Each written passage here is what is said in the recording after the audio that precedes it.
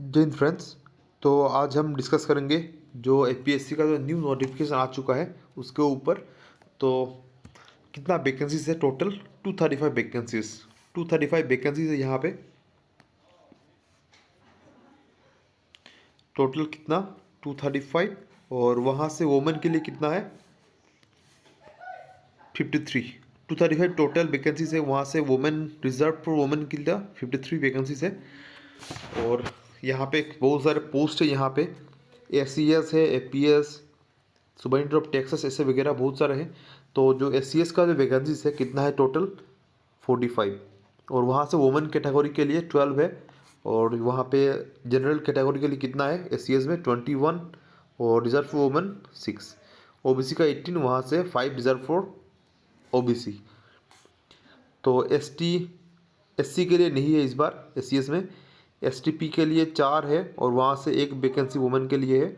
और एसटीएच में हिल्स में टोटल 2 ही है। तो उसी तरह एपीएस में टोटल वैकेंसी कितना है? 35 है। और वहाँ से रिजर्व फॉर वुमेन कितना? 8। तो जनरल का कितना? 18। और वहाँ से 5 लड़कियों के लिए, वुमेन के लिए 9 है ओबीसी के लिए। तो वहाँ से 2 फॉर वुमेन। तो ऐसा करके है। बाद में ब्लॉक डेवलपमेंट ऑफिसर इस बार वैकेंसी कितना? 6 है, कम है। और असम फाइनेंस सर्विस 13। और सुपरिटेंडेंट ऑफ एक्साइज 1।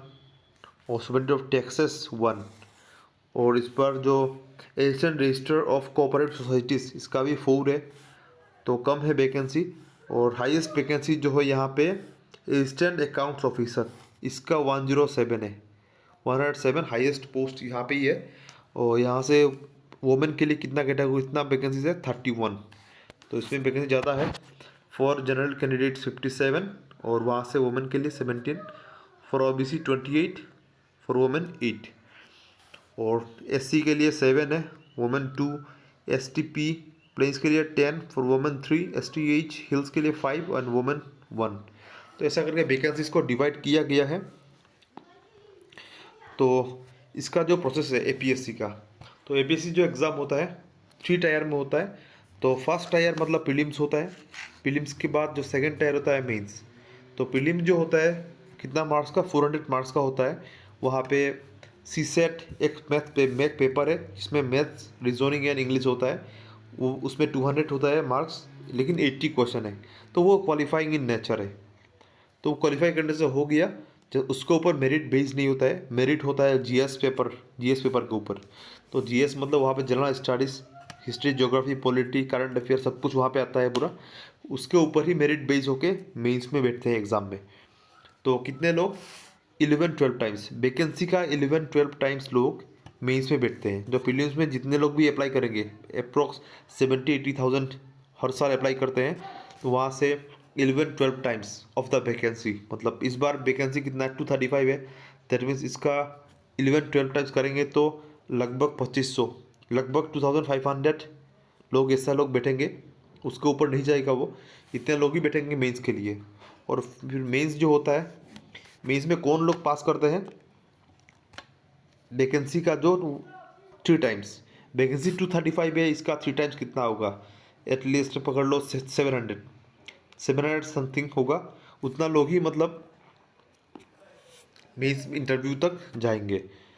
तो उसके बाद ही फाइनल लिस्ट आता है। तो बहुत ही इंपॉर्टेंट है ये जानकारी। तो जो एलिजिबिलिटी है वो कोई भी graduate, any graduate can apply, any graduate can apply. और जो टेंटेटिव डेट है प्रिलिमिनरी एग्ज़ाम का वो कितना है? 17 मार्च। 17 मार्च 2024 ये टेंटेटिव डेट है। लेकिन ये चेंज भी हो सकता है। Tentative that means it can be changed. तो ये मार्च में होगा या कुछ दिन, एक हफ्ता 10 दिन भी लेट भी हो सकता है वो। लेकिन एक प्रॉब्लम भी हुआ है, जो स्लेट का जो एग्ज़ाम होता है इस बार वो 17 मार्च को ही गिरा है। तो शायद चेंजेस हो सकता है। तो ये प्रीपोन भी हो सकता है, मार्च 17 से पहले भी हो सकता है, उससे पहले का एक संडे में हो सकता है, नहीं तो ये इसके बाद का कुछ कोई संडे में होगा। क्योंकि जो एपीएससी का जो एग्ज़ाम होता है वो संडे में ही गिरता है। ओके, जो मेंस एग्ज़ाम है वो कब है? उसको वो शेड्यूल किया गया है जून जुलाई को। तो ये जून जुलाई को मेंस होगा। लगभग कितना मंथ तुम्हें मिलेगा प्रीलिम्स के बाद? अप्रैल मई जून, अप्रैल मई जून। तो 3 मंथ्स। अप्रॉक्स 3 मंथ्स ऐसा मिल जाएगा टाइम। तो जून जुलाई में टेंटेटिव डेट दिया है, तो वहाँ पे कोई कैलेंडर होगा जून, इधर जून या जुलाई का लास्ट में भी या जुलाई का फर्स्ट में भी हो सकता है। तो इसके हाउ टू अप्लाई, अप्लाई तो करोगे ही। अप्लाई कब से? 17 जनवरी 2024। Application can be submitted from 12 noon 17 January 2024 to 6 Feb 2024 till 5 PM। 6 फरवरी तक एप्लीकेशन, ऑनलाइन एप्लीकेशन एक्सेप्ट किया जाएगा, उसके बाद नहीं होगा। और लास्ट डेट फॉर पेमेंट के लिए और कितना 8 फरवरी तक दिया गया है, लेकिन फर्स्ट अप्लाई तो 6 फरवरी तक ही चलेगा, 17 जनवरी टू 6 फेब। जो फीस फॉर जो प्रिलिमिनरी एग्ज़ाम के लिए फ़ीस देना पड़ता है, वो फीस कितना है? जनरल कैंडिडेट्स के लिए कितना है? 250 है। 250 है पर जो सर प्रोसेसिंग फ़ीस है, टैक्सेबल अमाउंट है, सब मिला के 297 रुपीज़, ये 297.20 सबमिट करना होगा। और ओबीसी के लिए टोटल कितना, वह ओबीसी या एक्स सर्विसमैन ओबीसी कैटेगरी के जो है उसके लिए 197। तो बीपीएल के लिए कितना है? 47। बीपीएल का जो अप्लाई फ़ीस है वो नील है, लेकिन प्रोसेसिंग फ़ीस वो सब टैक्स 47 है। और पीडब्ल्यूडी मतलब फिजिकली चैलेंज्ड पर्सन, उन लोगों के लिए 47 है। और वुमेन के लिए भी 47 रुपीज़, ये जस्ट मतलब टैक्सेबल और जो प्रोसेसिंग फ़ीस मिला के 47 है। बाकी जो अप्लाई तो नील है इन लोगों का, अप्लाई का जो फीस है।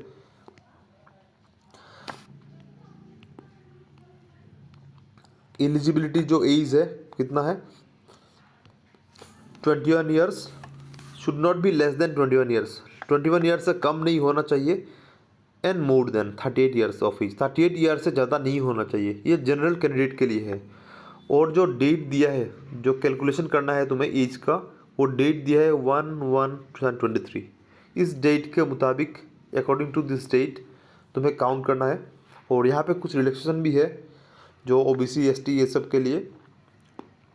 तो रिलैक्सेशन कितना है? 5 years for SC ST STP STH के लिए 5 साल तक है, 43 ईयर्स तक। और जो 3 साल किसके लिए? ओबीसी एमओबीसी कैंडिडेट्स के लिए 3 साल, मतलब 41 ईयर्स तक है। और जो person with benchmark disabilities PWD physically जो चैलेंज्ड पर्सन्स है, तो उन लोगों के लिए कितना है? उन लोगों के लिए एक्स्ट्रा और कितना है? 10 ईयर्स। 10 ईयर्स एक्स्ट्रा है, इरेस्पेक्टिव ऑफ एससी एसटी जो भी हो, 10 ईयर्स एक्स्ट्रा मिलेगा उन लोगों को। और जो मैक्सिमम एक्स सर्विसमैन के लिए कितना है? Ex serviceman shall be 50 years for unreserved. Unreserve के लिए एक्स सर्विसमैन जो है, आर्मी से आने वाले लोग, उन लोगों के लिए 50 ईयर्स तक दिया है अनरिजर्व के लिए। और जो ओबीसी पकड़ लो, कोई एक्स सर्विसमैन है वो ओबीसी है, तो उसके लिए और 50 के बाद और एक्स्ट्रा 3 साल मिलेगा, 53 ईयर्स तक है उसका। और कोई यदि एक्स सर्विसमैन है जो एससी एसटी बिलोंग करता है, तो उसका और 5 साल मिलेगा उसको, तो 50 ईयर्स तक वो एग्ज़ाम दे सकता है। ये एलिजिबिलिटी एज का। तो बाकी तो अप्लाई तो करोगे एचएसएलसी एडमिट कार्ड के मुताबिक, according to the HSLC admit card या मेट्रिकुलेशन, ये सब के ऊपर ही मतलब एज को कैलकुलेट करेंगे। Stages of examination, preliminary examination objective type होता है, प्रीलिम्स जो होता है ऑब्जेक्टिव टाइप, ओएमआर शीट में होगा। और मेन एग्ज़ाम वो होगा, वो रिटन होगा। उसके बाद वाइवा मतलब इंटरव्यू होगा। तो मैंने बोला ही था, देखो चलो GS1 उसमें कितना है? 200 मार्क्स है, 2 घंटे का है।